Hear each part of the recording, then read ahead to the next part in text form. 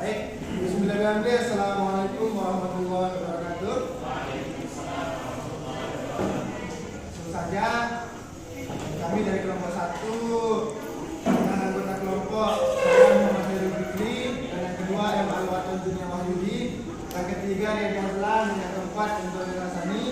Pada presentasi kali ini kami kelompok 1 akan membahas apa itu software, fungsi dari software, dan adapun software yang kami pilih yaitu software ODS. Baik, langsung saja untuk penjelasan dari materi apa itu software dan fungsi dari software akan dijelaskan langsung oleh pemateri pertama, yakni Alwaton Dunia Wahyudi. Kepada beliau. Bismillahirrahmanirrahim. Assalamualaikum warahmatullahi wabarakatuh. Untuk meningkat waktu, langsung saja kita akan membahas tentang apa sih itu software dan fungsi dari software tersebut.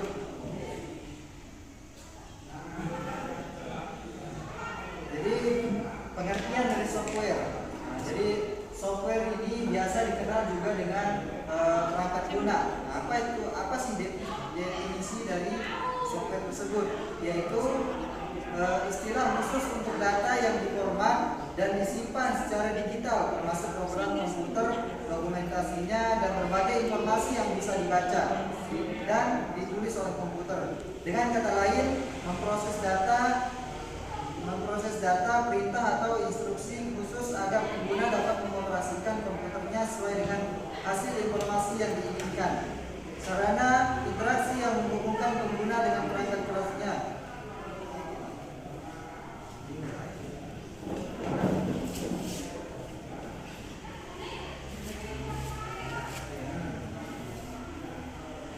Nah, jadi apa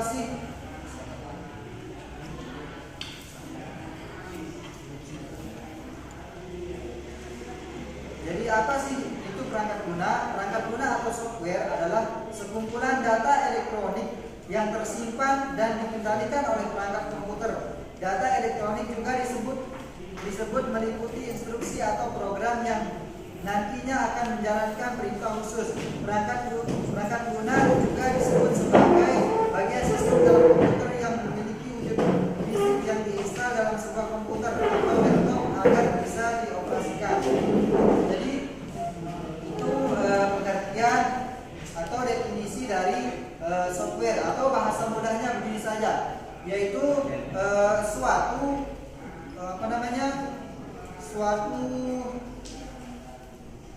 suatu perangkat yang terdapat, suatu aplikasi yang terdapat dalam sebuah komputer yang memudahkan seseorang untuk melakukan baik itu pekerjaan, tugas, membuat apa saja yang bisa memudahkan penggunanya. Nah, itu secara mudahnya untuk perangkat lunak atau software. Jadi fungsinya apa sih, fungsi-fungsi dari perangkat lunak? Jadi di sini fungsinya yang pertama itu memproses data, perintah atau instruksi khusus agar pengguna dapat mengoperasikan komputernya sesuai dengan hasil informasi yang diinginkan. Nah, jadi fungsi software di sini yaitu untuk memproses data, perintah atau instruksi agar bisa dioperasikan pada komputer sesuai dengan informasi yang diinginkan oleh penggunanya. Kemudian yang kedua yaitu sebagai sarana interaksi yang menghubungkan pengguna dengan perangkat kerasnya, yaitu suatu penghubung antara pengguna dengan komputernya. Kemudian yang ketiga yaitu mengidentifikasi suatu program yang ada di sebuah komputer. Nah, untuk mengidentifikasi suatu program itu fungsi dari software. Kemudian selanjutnya yaitu menyediakan fungsi dasar dari sebuah perangkat keras agar dapat dioperasikan seperti ketersediaan sistem operasi pada komputer. Nah, jadi maksudnya di sini yaitu tanpa adanya software ini maka bisa dikatakan komputer itu tidak bisa digunakan secara maksimal atau tidak bisa digunakan sesuai dengan keinginan dari penggunanya. Kemudian selanjutnya fungsinya yaitu penerjemah suatu perintah software lainnya ke dalam bahasa mesin agar dapat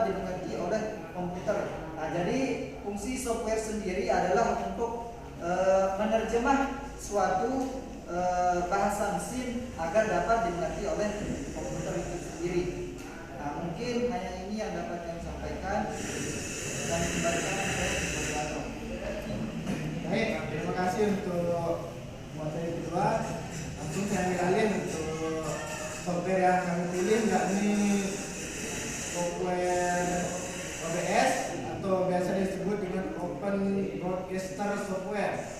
Di mana kami memilih, alasan kami memilih untuk software OBS ini karena mudah digunakan dan juga karena kita sering membuat video dalam YouTube itu, ini sangat cocok untuk kita gunakan.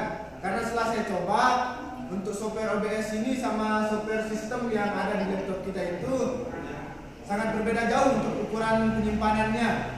Kalau software OBS ini kita pakai 10 menit saja, penyimpanannya itu sudah sampai 100 MB.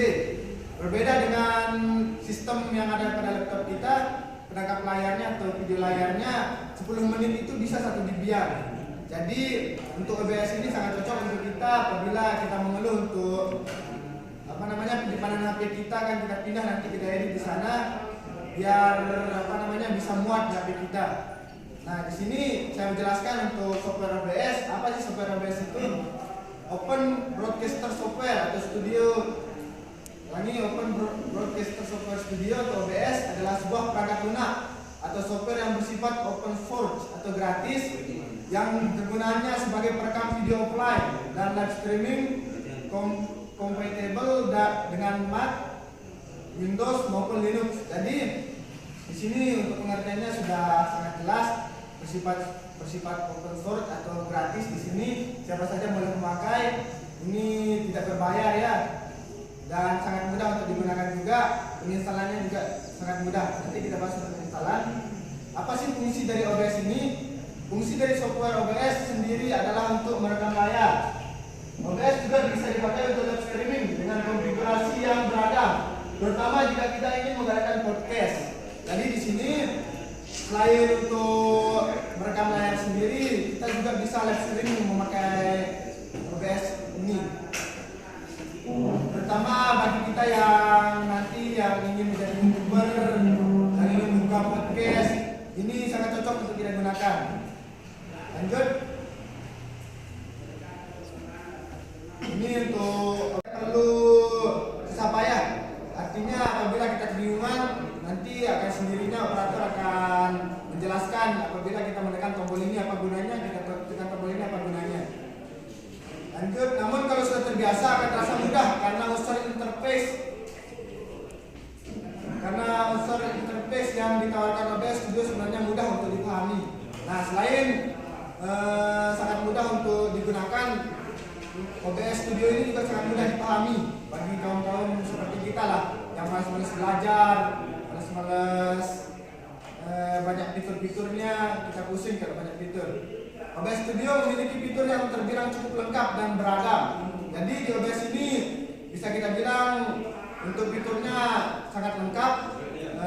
Apabila kita mau mengedit seperti ada filter nanti bisa, terus untuk mengedit suara juga bisa, untuk mengedit apapun, untuk menambah video lain pun bisa nantinya. Lanjut. 1. Fitur-fitur OBS. Yang pertama, scanners. Fitur scanners pada aplikasi OBS membantu pengguna menambahkan beberapa layar yang ingin dipakai. Misalnya seperti acara TV yang terkadang menyiarkan lebih dari satu kamera. Melalui TV kita bisa melihat aksi talent dari berbagai macam sisi, entah dari sisi kanan, kiri atau depan. Nah, dapat kita lihat dari tayangan TV seperti Facebooker, pernah lihat? Di sana kan kameranya berpindah-pindah, tidak fokus sama satu objek. Ini sama seperti scanner ini. Bisa kita gunakan untuk berpindah objek, tapi untuk kameranya juga kita harus pakai banyak. Makanya bisa seperti itu. Yang kedua, searches. Salah satu kelebihan dari OBS adalah kemampuan untuk menambahkan teks berjalan, menambahkan foto atau webcam laptop.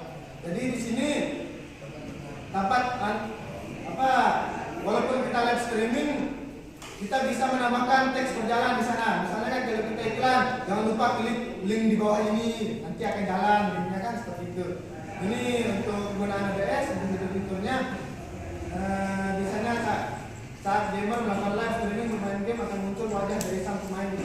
di bagian bawah. Sama seperti Camtasia kemarin, kita juga bisa merekam agar muka kita nampak di sana. Oke, selanjutnya yang ketiga, audio mixer. Fitur kali ini memudahkan pengguna untuk melakukan live tanpa memerlukan mikrofon tambahan. Oke, di sini tanpa memerlukan mikrofon tambahan ya. Jadi untuk audio mixer yang dihasilkan oleh OBS ini sangat jernih. Saya pernah mencoba, walaupun saya agak jauh dari laptop, audionya atau suara yang dihasilkan dari video kita itu cukup jelas. Tapi tidak perlu kita mengedit, menambahkan filter atau menambahkan apa-apa biar jelas. Jadi ini sudah jelas dari sananya. Pada audio mixer kamu bisa mengatur kebisingan suara sekitar agar berubah menjadi kedap suara. Nah, di sini kelebihannya, misalnya kita merekam pada cuaca hujan. Cuaca hujan kan otomatis akan kedengeran di luar dan itu kan. Di sana kita dapat mengedit agar suara hujan itu bisa dikecilkan atau bisa kita sunyikan biar tidak terdengar gitu. Selain itu, video ini juga akan tetap berjalan meskipun tampilan layar berubah-ubah. Namun bukan berarti karena adanya audio mixer, OBS tak mendukung adanya perangkat eksternal.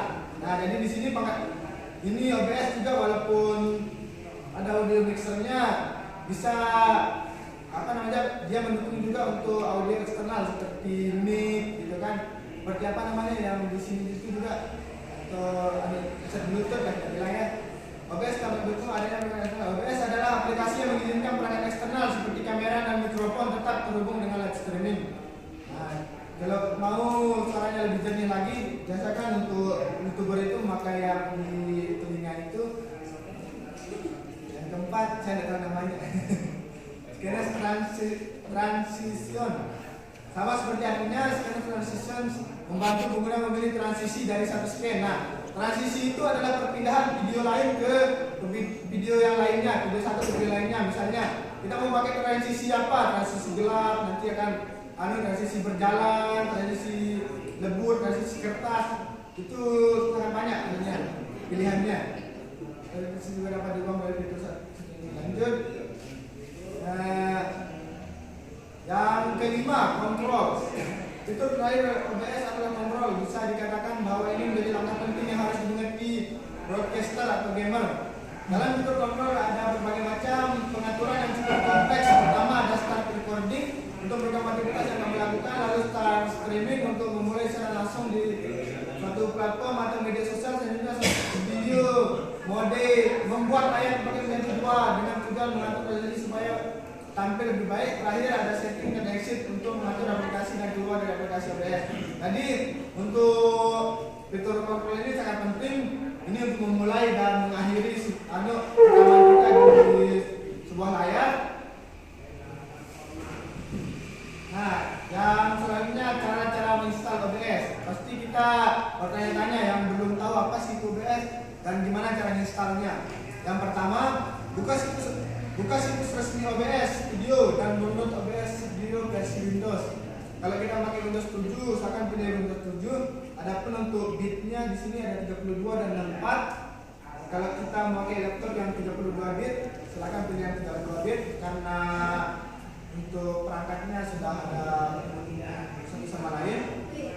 Kalau kamu menggunakan Linux atau kamu bisa menyesuaikannya dengan sistem operasi yang kamu gunakan. Jadi kita sesuaikan. Kalau kita menggunakan Linux, silakan install OBS yang mendukung untuk Linux sendiri. Jangan kita pakai Linux nanti kita mendownloadnya yang OBS untuk Windows 7. Jadi itu keliru.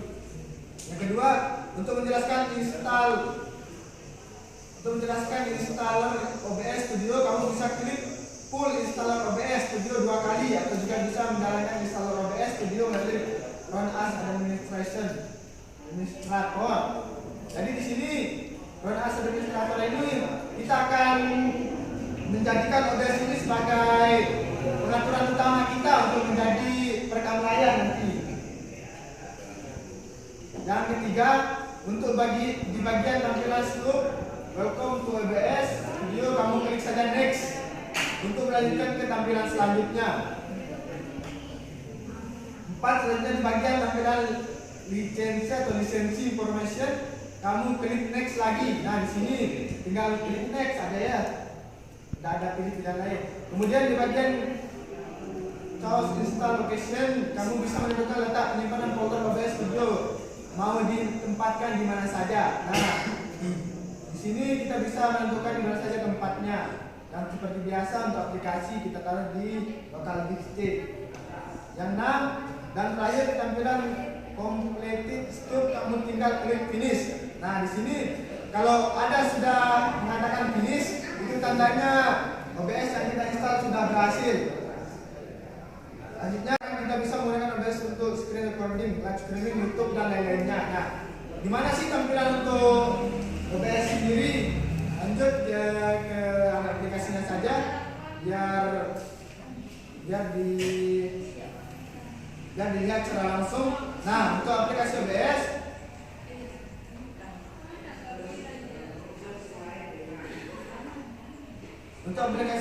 ini seperti gambar shuriken. Ya, yang ini seperti gambar shuriken atau kipas lah kita bilangnya.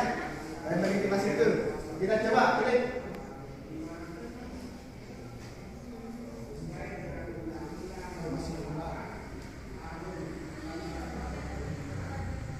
Nah, tadi kan di sini, ini tampilan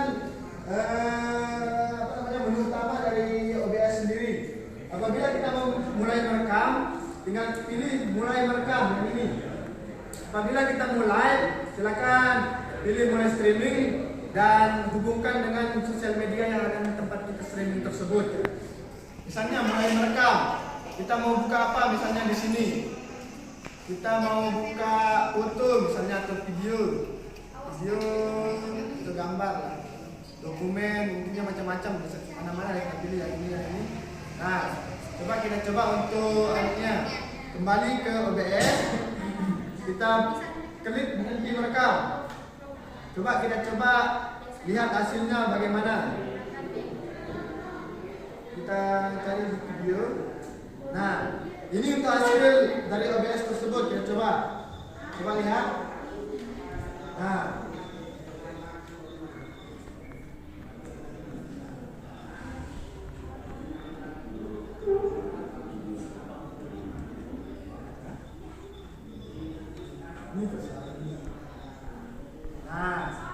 seperti itu ya.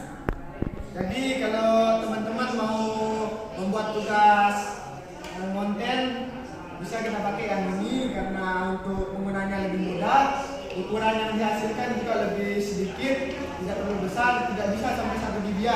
Bahkan 200 MB pun bisa sampai 30 menitan dari durasinya nanti. Mungkin hanya itu dari saya. Sudah selesai untuk pengertian dari apa itu software, fungsi software dan software yang kami pilih software OBS.